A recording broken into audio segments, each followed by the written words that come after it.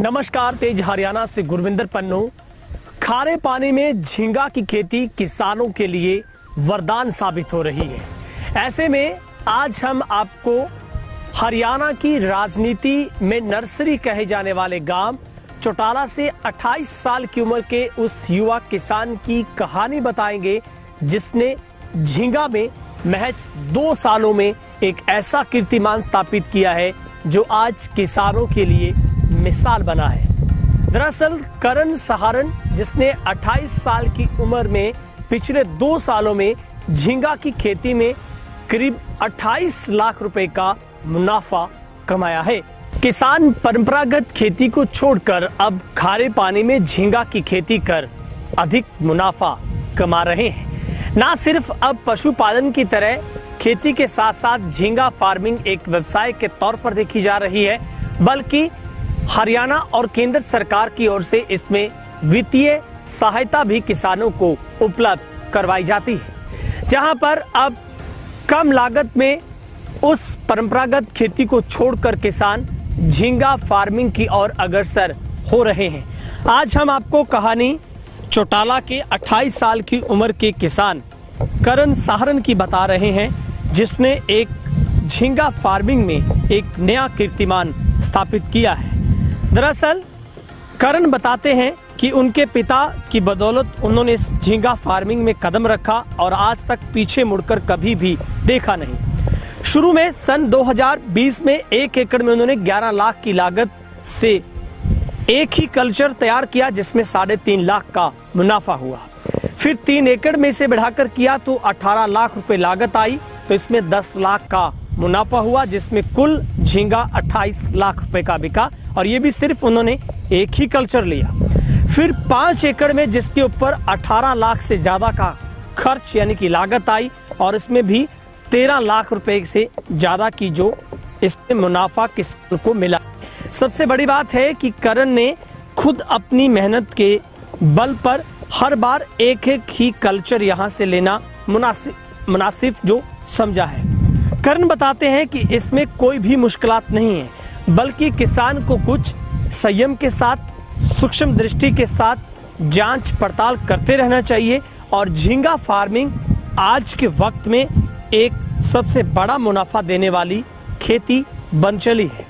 जहां पर किसान बताते हैं कि उनके मुताबिक अगर सर्वाइवल करने वाली बात अगर खेती में देखी जाए तो सिर्फ 1 लाख तक की ही सिर्फ आपकी स्टॉकिंग बच्चों की होनी चाहिए।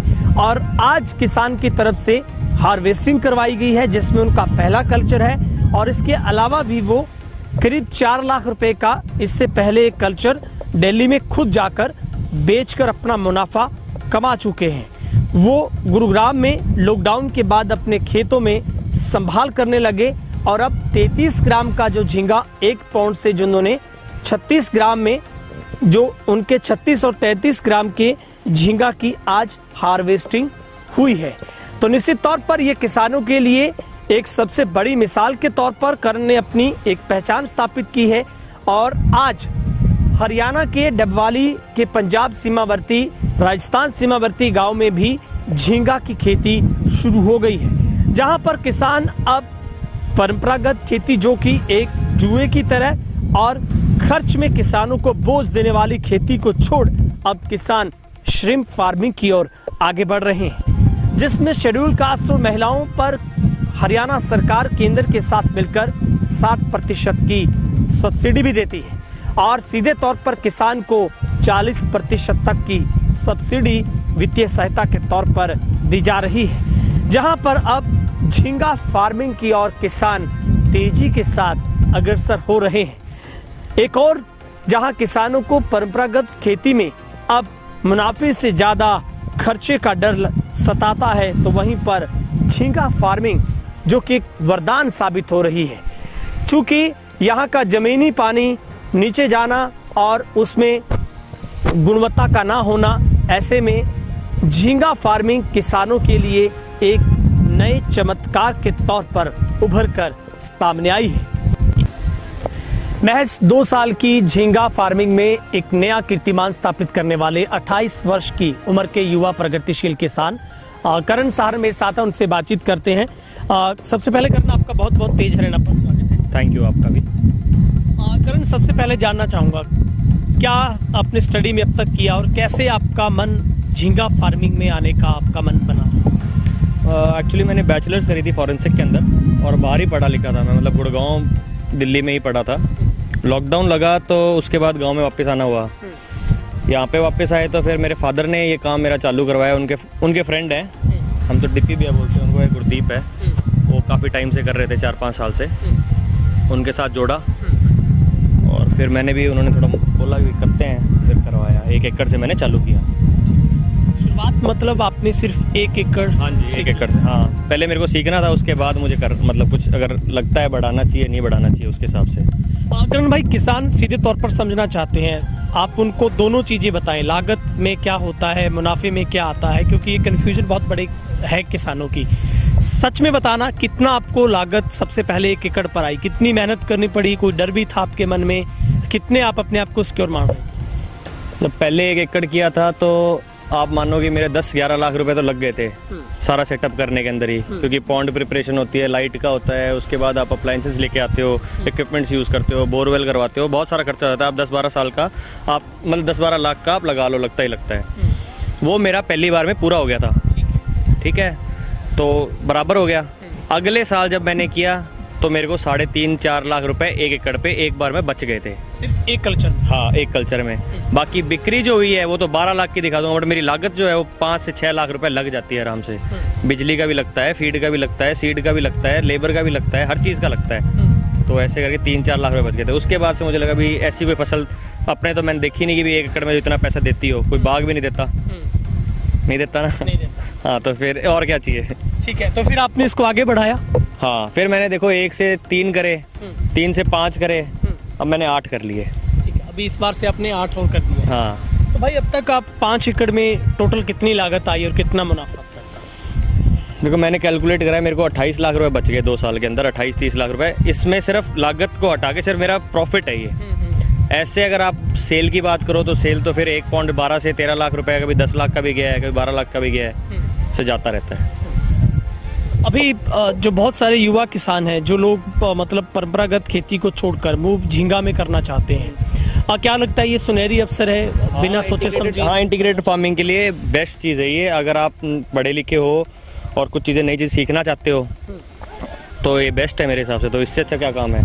आप थोड़ा सा आपको इन्वेस्ट करना पड़ेगा टाइम, और थोड़ा आप जो आपके साथ बंदे कर रहे हैं, आपको करवा रहे हैं, आप उनसे थोड़ा गेन करो। जितनी बार वो आते हैं कुछ ना कुछ गेन करोगे, फिर थोड़ा कॉमन सेंस भी होती है, खुद की भी अपने लगानी पड़ती है, उसके बाद चल जाता है। अभी भाई साहब, आपको कितनी मेहनत करनी पड़ती है? मतलब आप जब पहला कल्चर? मैंने बहुत मेहनत की थी, मैं खुद ही मैंने सारा काम किया था, फीड गेरने से लेके फीड मिलाने से तक सारा कुछ किया था। उसके बाद मैंने अपनी लेबर तैयार कर ली, मेरे को काम आ गया तो मेरी लेबर को मैंने सिखा दिया। ऐसे करके मैंने अपना लेबर भी सेट कर ली। अब कोई नई लेबर आती तो वो लेबर उसको समझा देती है। अब मैं पहले खुद काम कर रहा था, अब मैं सिर्फ सुपरवाइज करता हूँ, मैं देखता हूँ सारा काम, और जो छोटा मोटा और कोई बड़ा काम है वो देख लेते हैं। बाकी अब ये नहीं कि हाथों से सारा काम चलता रहता है। आपके अनुसार बेस्ट जो आइडियल कल्चर कहें, या फिर जो एक आइडियल तरीके से आप इसकी खेती माने, क्या पैमाना मानते हैं कि करने कितनी आपकी? मेरे एक्सपीरियंस के साथ अगर मैं कंपेयर करूं तो मेरे हिसाब से 80,000 से 1 लाख बच्चे अगर आपने स्टॉक करे हुए हैं 1 एकड़ के अंदर, तो आप अच्छे टाइम के अंदर, कम टाइम के अंदर एक वो वेट अटेन कर लो जिसमें आपको बेस्ट प्राइस मिल रहा है। कि मच्छी भी तैयार होती है 250-270 रुपए के अंदर, आप खुद तैयार करते हो मच्छी। जब आपको कुछ रेट मिलेगा 350-400 रुपए मिलेगा, कुछ अच्छा रेट मिलेगा, जब जाके आपको कोई बचत होएगी। कम वेट के अंदर आप अगर निकालोगे तो आपको रेट ही नहीं मिलेगा, तो आपकी लागत तो हो ही गई। बिकेगा भी अच्छा, आपको दिखेगा बड़ा दूर से कि बहुत बड़ा बिक गया है, बट बचेगा कुछ नहीं, बचेगा नहीं। हाँ, तो आप भाई साहब, कोई रिस्क भी नजर आता है आपको? कोई ऐसा रिस्क है, जैसे ब्लाइंड फार्मर्स के लिए बहुत बड़ा रिस्क है। जो मतलब छोटी छोटी चीज़ें होती है वो गौर नहीं करते, तो उससे है तो ये एक तरीके से लाइफ स्टॉक की बीमारी आने को तो आज आ जाए कल रात को जा सकती है। बट अगर आप वाटर के इसमें पैरामीटर्स होते हैं, आप वाटर के पैरामीटर्स को आप अगर ठीक रखोगे और वीकली या फिर आप 10 डेज़ के अंदर आप अपना एनालाइज करो, मच्छी को एनालाइज करो, वाटर को एनालाइज करो, वाटर एक्सचेंज में हेल्प, छोटा मोटा जो भी चीज़ें वेदर को देखो आप, तो ठीक रहता है। अच्छा करण भाई साहब, जैसे देखा जाए तो इस इलाके में नाम बहुत बड़ा है, चौटाला गांव है और राजनीति की नर्सरी इसको माना जाता है देश में ना। आपके गांव ने तो देश को उप प्रधानमंत्री ताऊ देवीलाल दिया, किसानों का मसीहा। लेकिन आपको लगता है कि खारे पानी में किसानों के लिए वरदान है झींगा फार्मिंग, तो चौटाला का पानी भी कुछ ठीक नहीं है। ऐसे में आपको लगता है कि आपकी तो लॉटरी से लग गई है? लॉटरी से तो लगी क्या है कि खारा पानी है, जाए तो जाएगा। आप मेरे को यहाँ मीठा पानी कर दो, मैं चूना लगा लूंगा। मतलब अल्टरनेट था नहीं, मतलब और कुछ था नहीं। बाकी ऐसे कि हमसे पहले कर रहे थे सॉल्ट वाटर के अंदर, सॉल्ट वाटर में हमसे पहले कर रहे थे, थोड़ी बहुत अपन ने स्टडी कर ली, हो गया, सही है। अभी मैंने खुद भी आके आपको देखा है, मैंने सारे सिस्टम को आप पहले से ऑब्जर्व किया है, करीब 1 घंटे तक मैंने रिव्यू। बहुत सारे किसान घर बैठे या फिर थोड़ी बहुत खेती करती झींगा फार्मिंग कहते हैं कि बड़े पैमाने पर झूठ होता है, या फिर जो लोग कहते हैं कि हमने लाखों रुपए कमाए, वो सिर्फ बेबुनियाद बातें हैं।